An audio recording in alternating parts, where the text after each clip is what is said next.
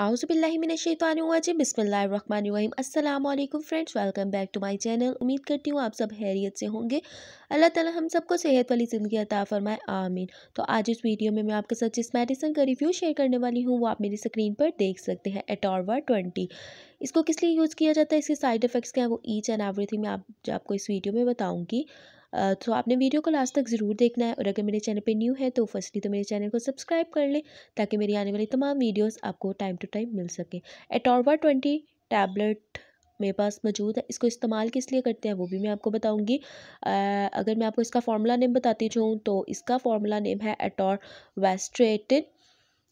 इसको हम इस्तेमाल करते हैं लोअर करने के लिए कोलेस्ट्रॉल लेवल को। इसके अलावा the triglyceride fat in the blood, उसकी लोअरिंग के लिए। इसके अलावा जो है हार्ट की डिजीज़ को प्रिवेंट करने के लिए, फॉर एग्जांपल हार्ट अटैक वगैरह को प्रिवेंट करने के लिए, कोलेस्ट्रॉल को कम करने के लिए हम इस मेडिसिन का इस्तेमाल करते हैं, एटॉर्वा 20। इसके अगर मैं आपको साइड इफ़ेक्ट्स बताऊँ तो साइड इफ़ेक्ट्स में हमारे पास आ जाता है नोज़िया वगैरह कोज कर सकता है। इसके अलावा हेडेक कोज कर सकता है, डायरिया कोज कर सकता है, वॉमिटिंग वगैरह कोज कर सकता है, जॉइंट पे और बैक पेन भी कॉज कर सकता है। इसकी अगर मैं कॉन्ट्रा इंडिकेशंस बताऊं तो अगर आप प्रेग्नेंट वुमेन है, इसके अलावा जो आपको कोई लिवर की डिजीज़ है या आप दूसरी मेडिकेशन का यूज़ कर रही हैं, तो आपने इस मेडिसिन को यूज़ नहीं करना, बल्कि अपने डॉक्टर की हदायत के मुताबिक ही इसको इस्तेमाल करना है। डोजेज भी आपने अपने डॉक्टर की हदायत के मुताबिक ही इस्तेमाल करनी है।